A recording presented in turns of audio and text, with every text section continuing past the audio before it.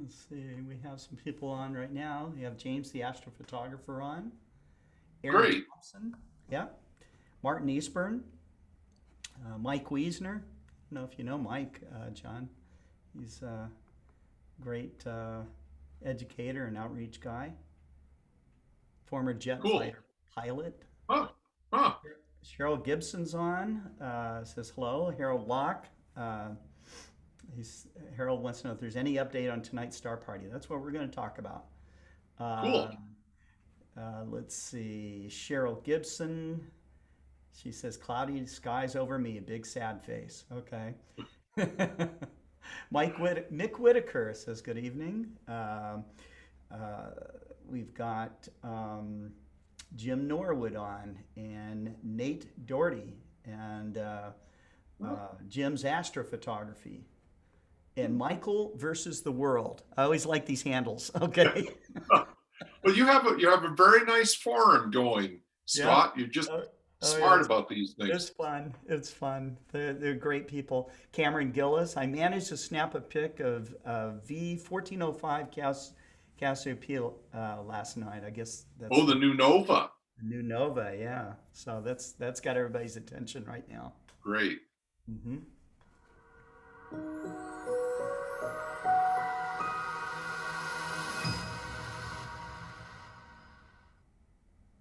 Hi, I'm Noah Petro, the project scientist for the Lunar Reconnaissance Orbiter, a spacecraft that has been orbiting the moon for over a decade, paving the way for humans to return to the surface. As a scientist, I get excited about the amount of data that we've been able to collect on the moon. We now know more about its geological history, its chemistry, and topography than ever before. But to me, the data also show something beyond the science we've investigated: its beauty. The visualizations you're about to see not only hold important scientific value, but artistic value as well. These moonscapes have a fascinating story to tell, and I hope it's one that you enjoy. The moon is our nearest neighbor, our nightlight. It's also our memory. While wind, water, and molten rock erase Earth's deep history, the moon remembers everything that has happened in the last 4.5 billion years. The impact that formed the Oriental Basin provides a window to understanding how similar large events on other planets and moons have shaped their landscapes.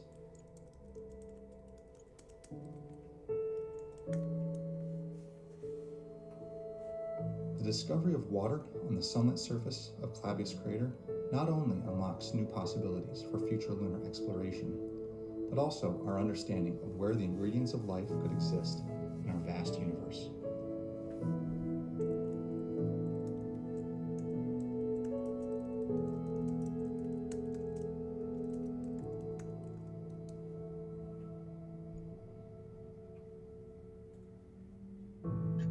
The steep trenches and cracked surface of Komarov crater on the far side tell a story of the ancient volcanic activity from the moon's interior, revealing the history of geologic forces carving the lunar terrain through time.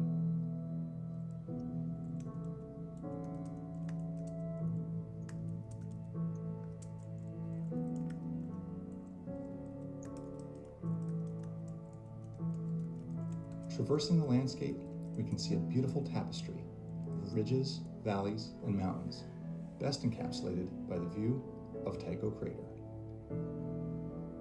The summit of its central peak stands nearly 3 miles above the crater floor, a visual metaphor for the steep challenges but exciting rewards that await us on the moon and beyond.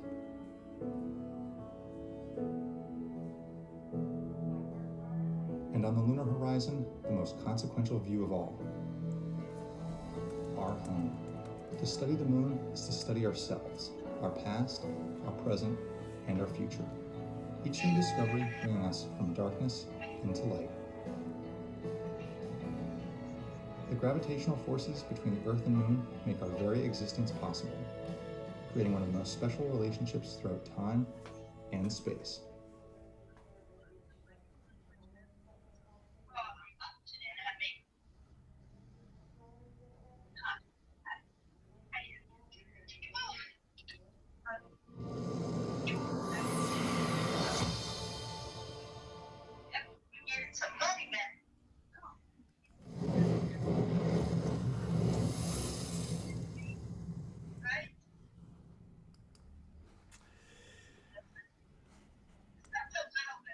Well, hello, everybody. This is Scott Roberts here with Explore Scientific and the Explore Alliance, and I am here with Mr. John Briggs, who is joining us from. Are you in Arizona, John? Magdalena, New Mexico. New Mexico. Okay. Yeah. All I know is that you're near the Lyceum Yeah. your amazing One, collection of one way to think of where I am, the small village that I live near, Magdalena, is the closest village to the VLA radio telescope in the middle of nowhere. So, but we like it here in the middle of nowhere. Right, absolutely, absolutely. Well, tonight we're going to have you on the Global Star Party. This is the first time you've been on any of our programs. You and I got a chance to meet each other about 2 years ago at the world famous Mount Wilson Observatory. We were putting together what's become known as the Alliance of Historical Observatories. And you were there with this really beautiful, lovely, I mean, jewel-like spectrograph that I recall, and you were showing me how this thing works. And you know, I had heard about you for so many years, and everybody says, "Oh, you don't know John Briggs? You know, John Briggs does this, John Briggs does that," and so I was really anticipating it. Sam Hale, the grandson of George Ellery Hale, had made sure that you were going to be there. He said, "Scott," he said, "John Briggs is just so full of energy, so amazing. You're gonna love this." Okay, so, but here we were in Edwin Hubble's former residence. Okay, in his living room, still sitting there with his existing furniture, and it was just amazing. I was like pinching myself because we had you. I mean, Sandra Faber was there. Sam Hale was there. Maybe the ghost of George Ellery Hale was there. I don't know. Probably. Gene Mueller.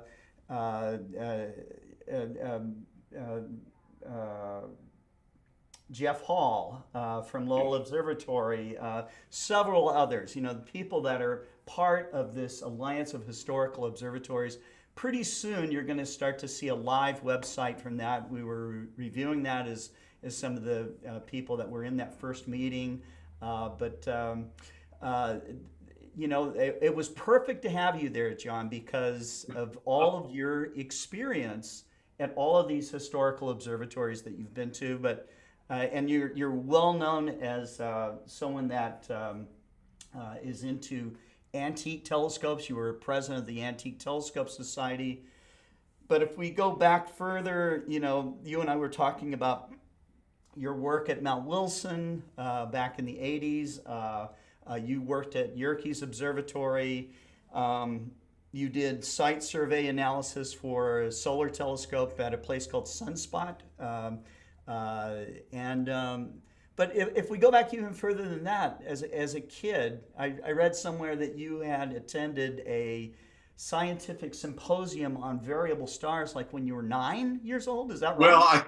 Well, I'd have to do some arithmetic to figure out just how old I was, but I was a young teenager, Okay. and I was very fortunate because my father and my mother encouraged my interest in science and nature. And I grew up in Westport, Massachusetts, and it's a pretty rural place. It was off the beaten track in Massachusetts, so I still had dark skies there. And my father had a nice pair of binoculars, and this was at the height of the space race. And I was just a little kid, but I was teaching myself the constellations and using binoculars and using the sort of tools that you and your company help people have so they can experience these things. Anyway, my dad learned that there was an astronomy club up in the big city, 30 minutes away in New Bedford, Massachusetts, the Greater New Bedford Astronomical Society. I hitched up with those people, and I felt like I was among titans of science. Oh, Okay, wow. because I was hardly a teenager. These other guys, it turns out, they were probably like 19 years old, okay? But they were a lot older than I was, and they were tuned into things. And some of them were young adults, even maybe in their early 20s. They had cars. They were doing things like going to Stellafane, and they dragged me along. That's how I got to go to Stellafane for the first time in 1971. But I think maybe even before Stellafane, or it was right about then, I went to a variable star conference down at Stamford with an M in Connecticut. Stamford Observatory was brand new back then, and they were having an AAVSO special symposium all day long, and I got dragged to that as a little kid, and I had no idea what they were talking about, but they were friendly. They were friendly people, and they were enthusiastic. They were real astronomers, and I sure did not realize it then. I didn't know who I was looking at, but Joe Ashbrook, the editor of Sky and Telescope magazine, was there. And I didn't realize it, but within about a decade, I would be working as an editorial assistant at Sky and Telescope magazine. There was an elderly lady astronomer there, and she was central to the whole scene. You could tell she was like into variable stars. Well, it turned out she was Dorrit Hofflight, Dr. Dorrit Hofflight. And she was director of the Maria Mitchell Observatory out on Nantucket Island. And by the time I was an older teenager, from reading Sky and Telescope magazine, I realized that there was a summer program out of at that observatory out on Nantucket Island. And this lady, Dorrit Hofflight, she was director of it. And it occurred to me as a kid in high school that there was nothing in the world that I wanted to do more than go and work out at Maria Mitchell Observatory. Okay. There was a problem, however. The problem was that Dorrit Hofflight and that observatory and her program only accepted young women. Now, however you might choose to judge me based on my appearance now. I didn't fit the mold, man. I didn't fit the mold even then. Okay. You were young, though. You were young. You had that part going for you. That's right. I didn't let it deter me. See, I'm telling this because in many ways, this was my first big break.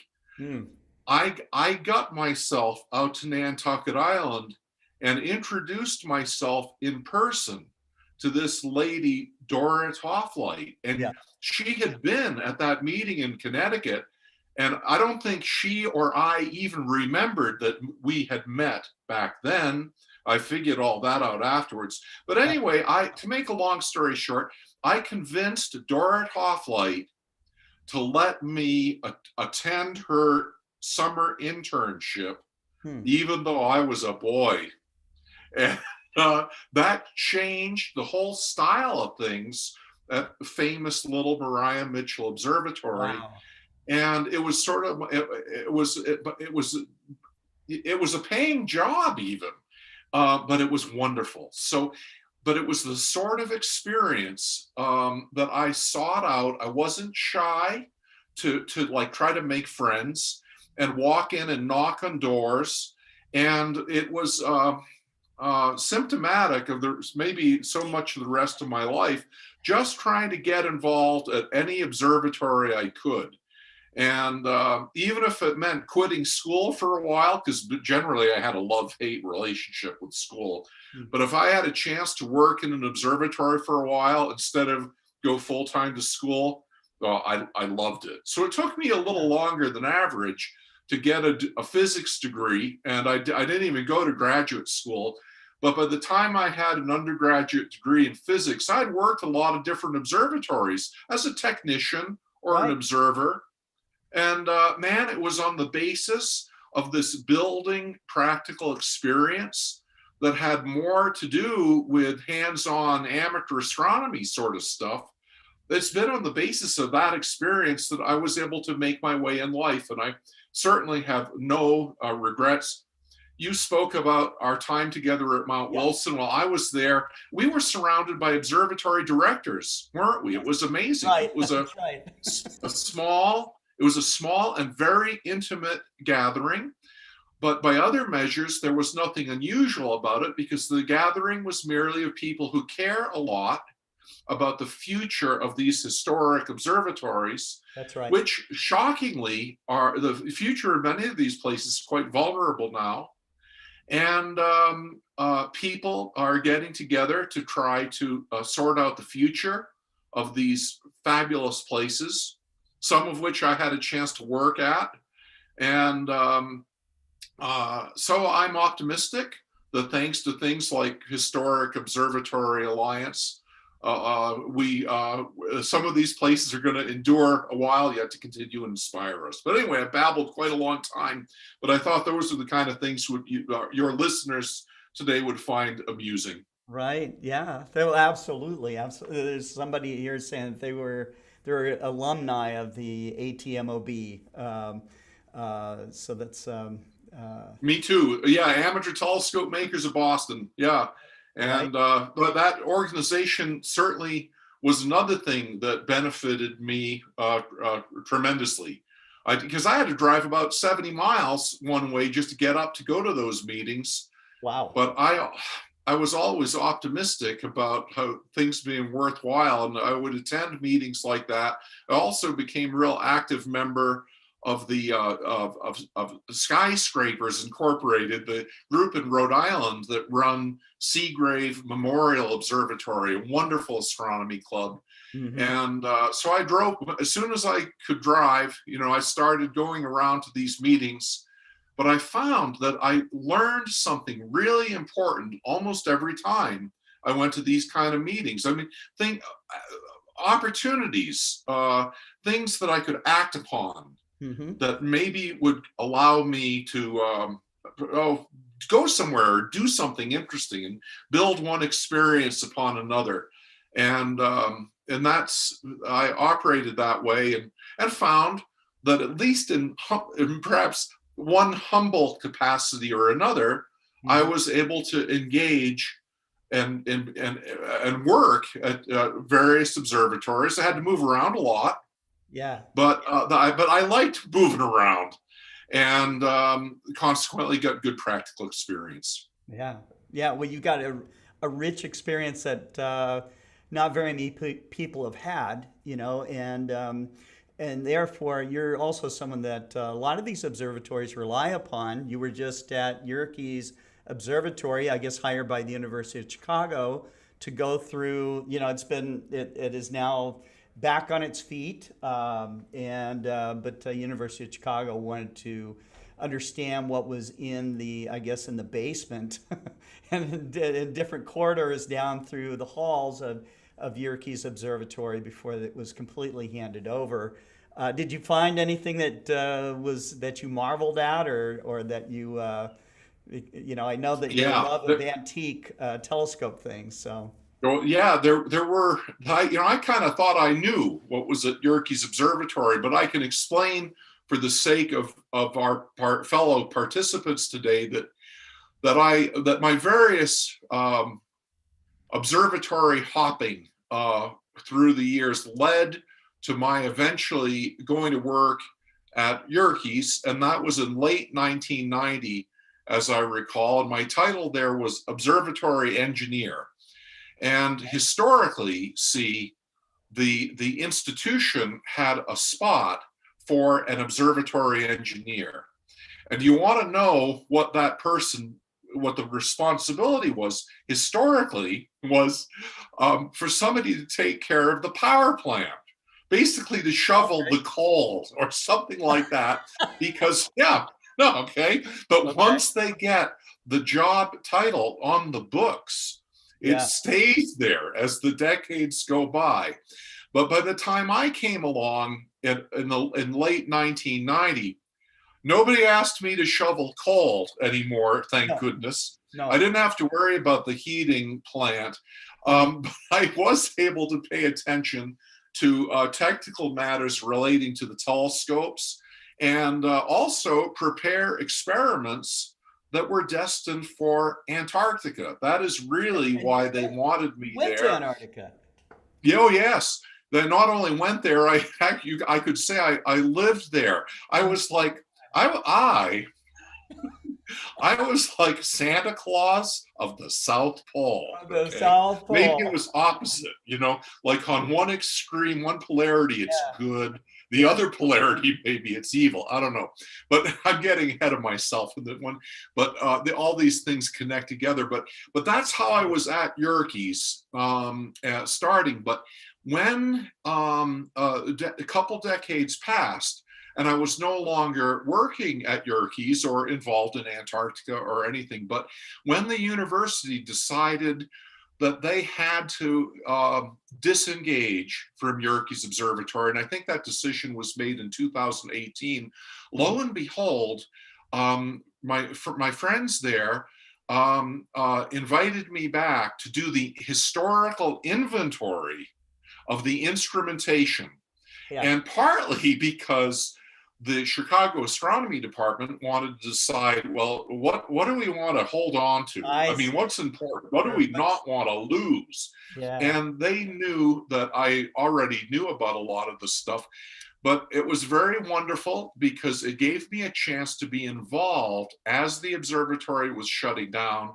Many of my friends were still there, and many people that I knew cared as deeply about it and everything. And if I had not had a chance to be engaged in some capacity through that transition, I think I'd have been going a little crazy, just with worry and concern about like how it was going to all evolve.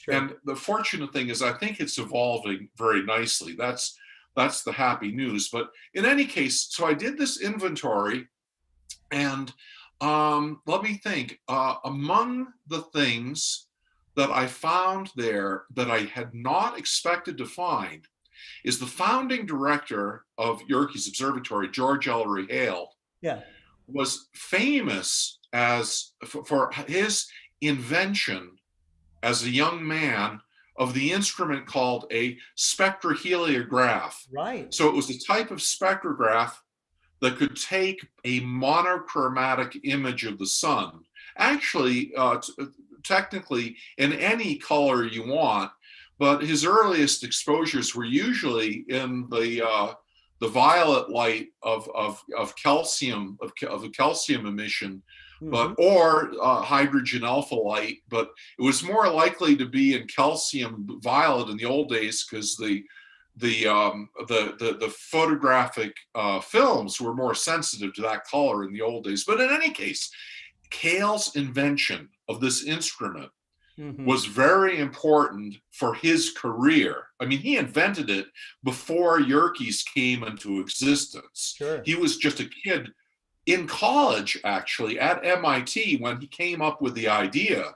Wow. And he attempted to make it work as a visitor at Harvard College Observatory. You know what? So he wrote it up for his MIT senior thesis. And basically, it didn't really work, but he still graduated anyway. But when he got home after college, his wealthy father helped set him up, and they built an instrument according to Hale's ideas using the technical artistry of John Briggs, the famous American instrument maker and optician. Yeah.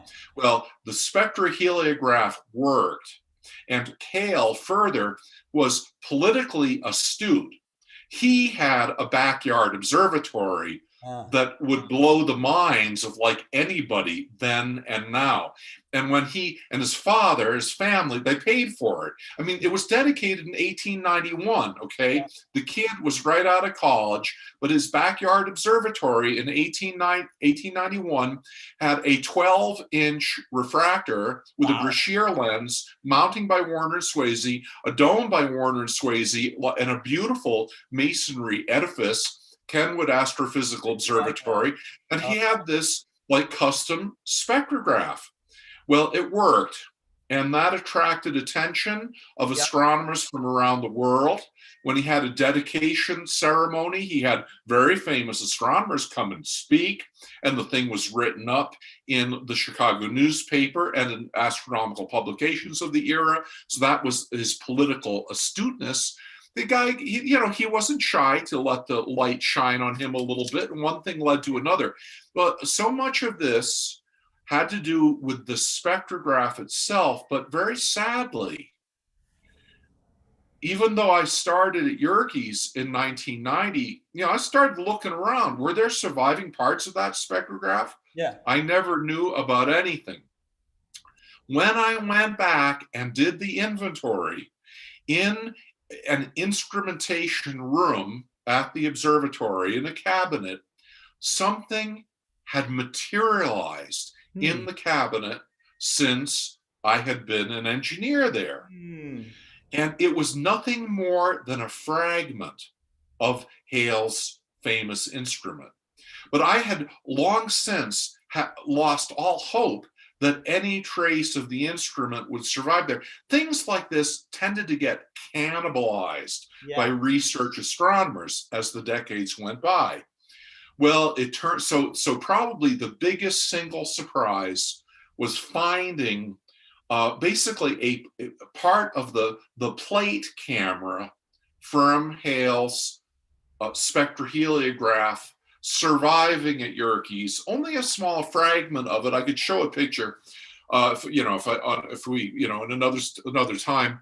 But to me, because so many things connected with this, look to me now, it's nothing more than a hunk of junk, a small brass thing, but I know it was John Brashear that made it. I know the sensation the results caused from Hale's success with this at Kenwood. The formation of astrophysics and his observatory attracted the attention of University of Chicago, and the president of University of Chicago, a guy named Harper, was just as visionary as Hale himself.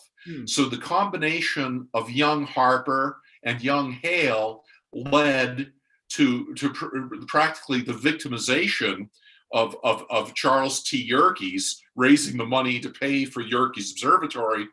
And then after the success of Yerkes Observatory, only another 10 years or so, Hale, having been the founding director there, got out of there to enjoy the much better conditions at Mount Wilson, and it led to Mount Wilson and to Palomar and everything else. But so much of it began with this, with this instrument of which I found only a tiny fragment. But I couldn't help but be kind of jazzed up just to have this obscure artifact that I'm terribly afraid that almost nobody else would be quite obsessive compulsive enough to take the time to recognize. I would say nobody else. Yeah. If it had not been for you, well, I mean, it I don't know. got tossed out as what's this, so, right? Well, I tried to do a good job for the Yerkes inventory, and it was an important tool recognizing some of the historical artifacts.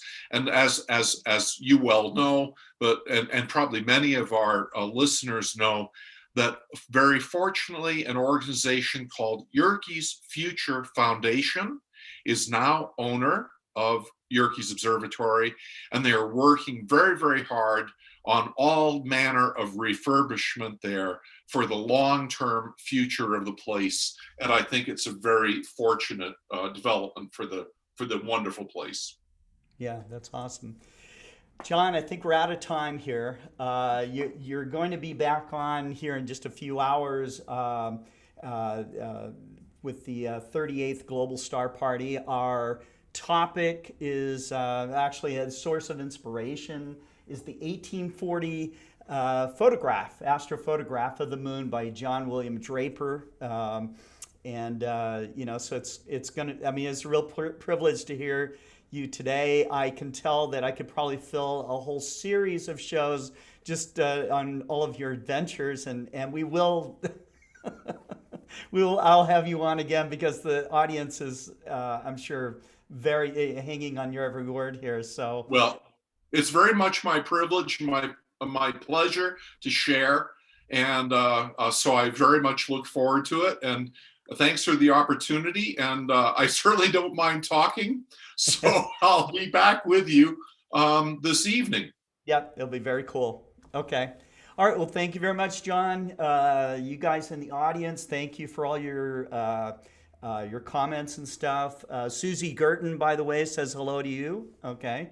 Um, and I am honored to have John Briggs on tonight. Of course, David Levy will be with us as well, and Dave Eicher from Astronomy Magazine will be with us, including some other iconic astronomers, including our friends down in the Southern Hemisphere. So watch it tonight as the 38th such event. And John, thanks very much for spending some time with us. It was great. My pleasure, man. We'll see you later. Take care. Bye-bye.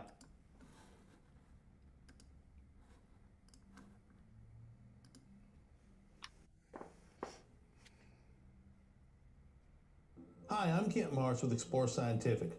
One of the great things about modern amateur astronomy equipment is the ability to track the sky with the use of a computer, an iPad, or an Android tablet, and a motorized mount like the Explore Scientific PMC-8.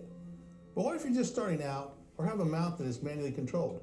How do you find celestial objects? All you need is a clear sky and a Tyrian two-sided planisphere. This planisphere, created by renowned celestial cartographer Will Tyrian, is for the Northern Hemisphere. If you don't have one of these, you can find it in our online store. Some of our products come with a smaller planisphere that works like this one, but uses 24-hour time and Roman numerals.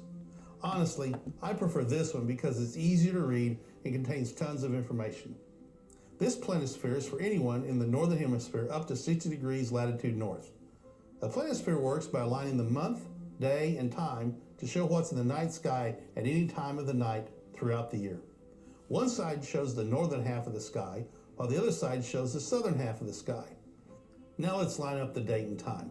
Let's say it's 10 p.m. on August 25th. The first thing to do is find 10 p.m. and it will be in the blue portion of the planisphere, just inside the date ring. Move the date ring to the position on August 25th.